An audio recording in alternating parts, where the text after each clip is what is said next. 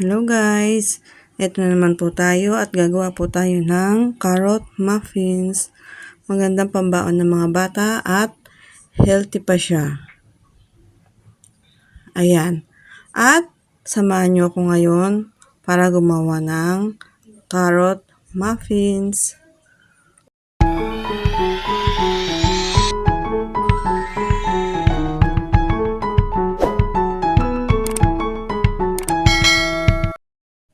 Ito po ang mga ingredients natin na gagamitin.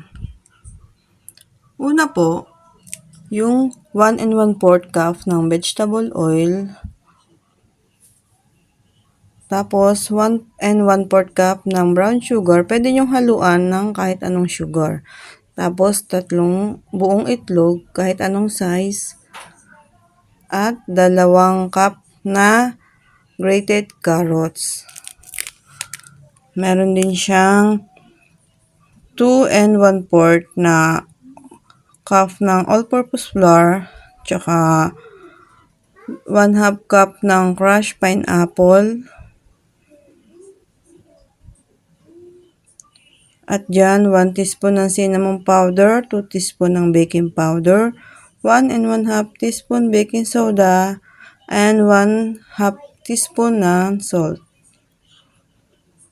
Then, optional lang po to kung pwede nyo lagyan ng nuts at saka raisins. Kasi yung iba ayaw ng may nuts. At ayan na po, sisimulan na po natin mag-halo. Una, syempre yung oil. Kahit alin naman po dyan ang unahin nyo guys. Basta paghahalo-haluin lang naman yung mga ingredients.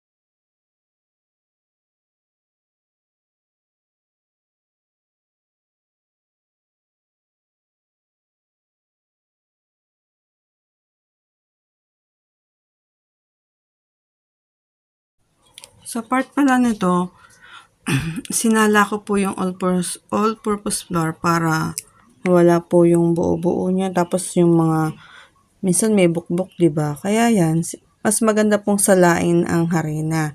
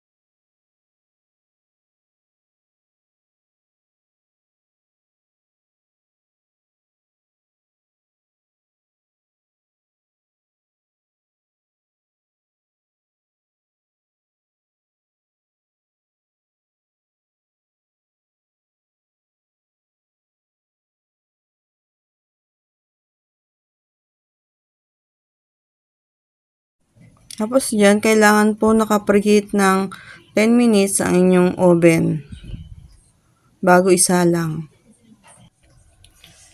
At syempre po, kailangan meron kayong butter na medyo melt na ng kaunti kasi yun po ang inyong i-spread yan sa inyong pinaka muffin pan. Yan po ang ginamit ko dyan ay pan ng aking pang cupcake. 3 ounce po yan. Yan lang po, lagyan nyo lang po, pahidan nyo lang po lahat yan ng melt na butter. Yung akin po ay hindi siya melt na melt, kaya medyo nahirapan ako ng kaunti magpahid. Yan, ganyan lang po.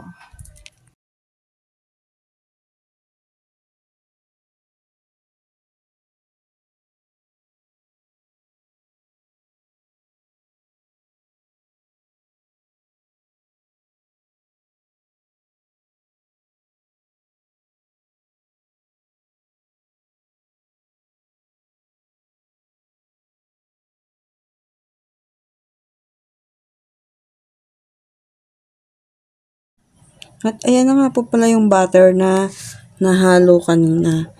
Tapos, mag-prepared po kayo ng cups na 1/4 para yun ang gamitin yung pangsalin dun sa inyong muffin pan. Ayan, wag lang pong pupunuin kasi aalsa pa po yan.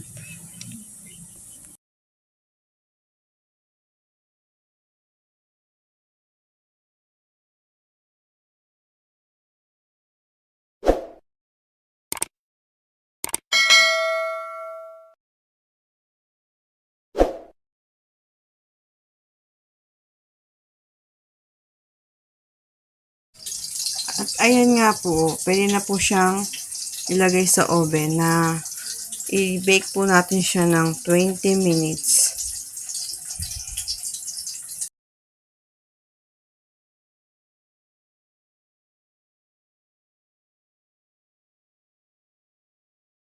At ayan na po, luto na po ang ating carrot muffin in 20 minutes.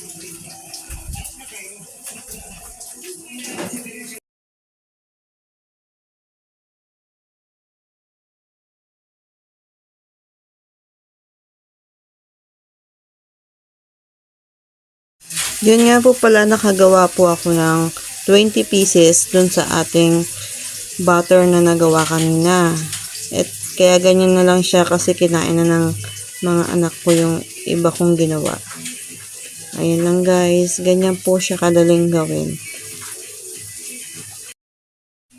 Kaya ano pa ang hinihintay nyo guys? Gawa na rin kayo. Pambaon ng mga bata, pwede rin pang benta. Mag-costing lang po kayo. At yan guys, sana po ay nagustuhan nyo ang aking video. Pa-like naman po and pa-subscribe. Bye-bye. Salamat po.